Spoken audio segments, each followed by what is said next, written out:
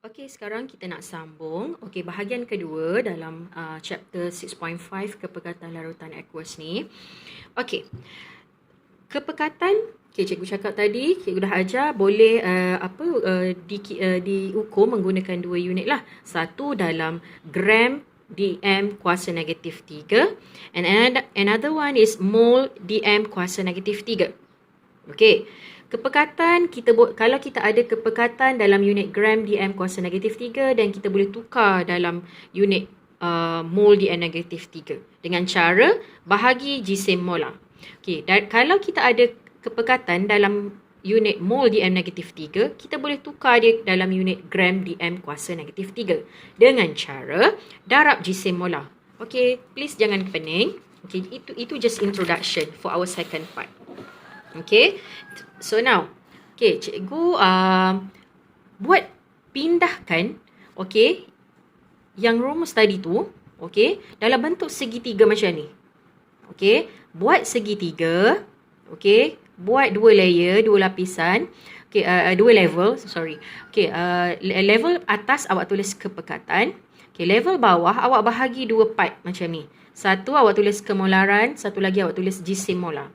Okey, segitiga ni ada maksud dia. Kalau garis ini membawa maksud bahagi. Okey, bahagi. Kalau maksud tegak macam ni, ini membawa maksud operasi darab.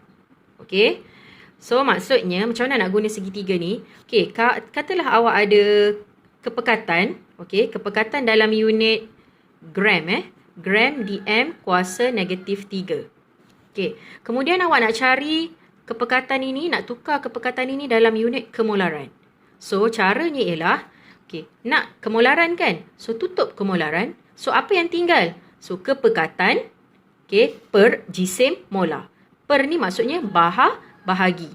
Okey, kalau awak ada kemolaran, awak nak dalam kepekatan, okey, awak tutup kepekatan. So, apa yang tinggal? Kemolaran darab jisim molar. Dan jisim molar ni apa benda? Okey, jisim molar ni ialah, okey, awak boleh rujuk saja jisim atom relatif. Bagi sesuatu atom. Okey, kita terus pergi pada soalan pada contoh 8. Okey, apakah kepekatan? Apakah kepekatan dalam unit gram dm kuasa negatif 3 bagi asid sulfurik HNO3 berkemolaran 0.5 mol dm kuasa negatif 3. Okey, dia nak suruh kira kepekatan dalam unit gram dm kuasa negatif 3. Okey, dan dia bagi kemolaran 0.5 mol. Ini kemolaran. Okey, kemolaran. Okey, so guna segitiga awak tadi, dia nak suruh kira kepekatan. Okey, nak suruh kira yang atas ni. So, dan you tutup atas ni. So, apa yang tinggal? Kemolaran. Okey, darab jisim molar. So, tulis kepekatan sama dengan kemolaran darab jisim molar bagi HNO3. Okey, kemolaran awak tulis 0.5. Okey, tulis 0.5.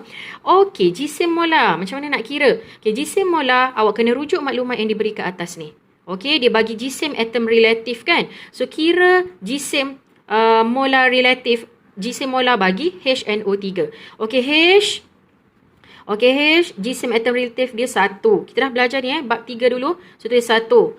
Okey, tambah 4N. N 14 kan? Okey, tambah 14. Tambah, okey. O ada 3. So, 3 darab. Okey, tengok sini. Jisim atom relatif bagi O, 16. Okey, selesaikan yang dalam kurungan ni. Okey, selesaikan dalam kurungan ni. Jawapan dia 63. Okey, unit gram mol kuasa negatif 1. Okey, ini adalah unit bagi jisim molar. Okey, jadi 0.5 darab 63. So, jawapan dia 31.5 gram dm negatif 3. Okey. Okey, next. Contoh seterusnya. Tukarkan kepekatan larutan lithium hidroksida 3.6 gram dm kuasa negatif 3 pada kemolaran. So, dia suruh tukar ataupun dia suruh cari kemolaran. Okey, balik pada kita punya segitiga ke atas ni. Kemolaran, ini yang nak dicari. So, tutup. Yang nak dicari, tutup. So, apa yang tinggal? Kepekatan bahagi jisim molar. Okey, so tulis kat sini. Kemolaran sama dengan kepekatan bahagi jisim molar. Okey. Tulis tengok kat sini. Ini segitiga ni membantu awak lah untuk ingat nak kena bahagi ke nak kena darab. So awak kena ingat segitiga ni lah. Okey, tulis atas ni kepekatan, kemolaran, jisim molar. Okey, kepekatan bahagi jisim molar. So kepekatan diberi 3.6 gram dm kuasa negatif 3 bahagi jisim molar lithium hydroxide. Okay, LiOH means lithium hydroxide. Okay, 7 adalah, okay, Li jisim atom relatif dia 7. Okay, tambah, okay, oksigen 16. Okay, hidrogen 1. Okay, ini adalah jisim atom relatif bagi setiap atom ni. Okay, tambahkan semua, settlekan yang bawah ni dulu untuk dapatkan dia punya jisim molar. Okay, ni unit bagi jisim molar. Okay, jadi 3.6. Okay, bahagi dengan 34 kan. Okay, so then you get the answer 0.15 mol dm kuasa negatif 3. Alright. Okay, next. Yang terakhir, ada sikit lagi, okay. Kita dapat menghitung bilangan mol zat terlarut dalam larutan sekiranya kemolaran dan isi padu larutan itu diketahui. Okay, ada satu lagi rumus yang awak kena hafal lah. Okay, N sama dengan MV. M ni maksudnya ialah kemolaran. Okay, M tu simbol bagi kemolaran. V tu ialah isi padu. Okey, tapi isi padu ni mestilah di dalam desimeter padu. Okey, tolong ingat, ada lagi formula lain. N sama dengan MV. Okey, M kemolaran, V isi padu. Okey. So, then tengok kat tepi ni. Jika isi padu larutan adalah dalam unit sentimeter padu, maka ini formula yang awak kena guna. Ini formula awak kena guna yang hijau ni. Okey, tadi kalaulah soalan tu beri awak maklumat ataupun isi padu dalam DM padu, so ini yang formula awak kena guna, N sama dengan MV.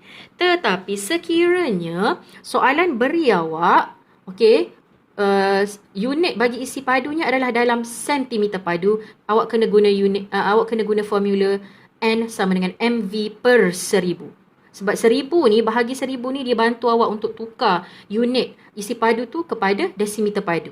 Macam tu. Okey, kita tengok soalan. Okey.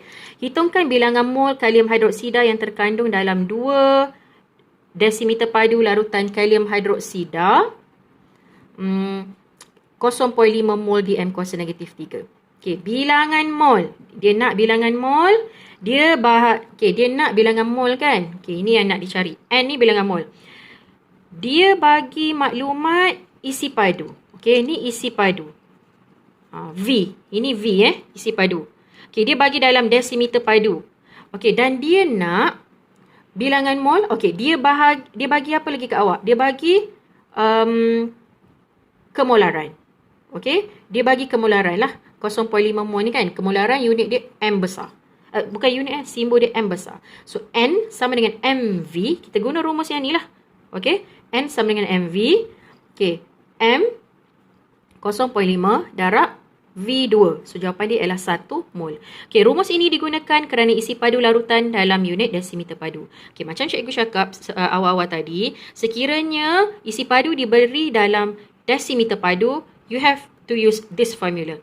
Kalau isi padu diberi dalam sentimeter padu, you have to use the second formula. Bahagi yang ada bahagi 1000 ni.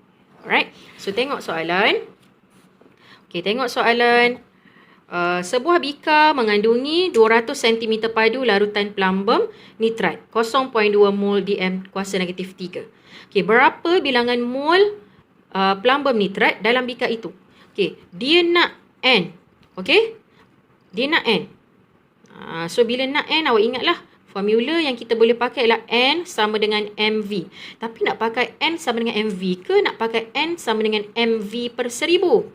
Okay, ingat. Kalau V diberi dalam desimeter padu. Okay, V diberi dalam desimeter padu, guna rumus ni. Okay, kalau V diberi dalam sentimeter padu, guna rumus yang ni. Yang ada bahagi 1000 ni. Okay, so N sama dengan MV per 1000. Okay, M dia, kemolaran dia ialah 0.2. Okay, 0.2. Okay, darab V dia 200. So 200. Okey, bahagi 1000. Okey, so jawapan dia ialah 0.04 mol. Okey, macam dicakap kat sini, rumus ini digunakan kerana isi padu larutan ada dalam sentimeter padu. Okey, itu saja.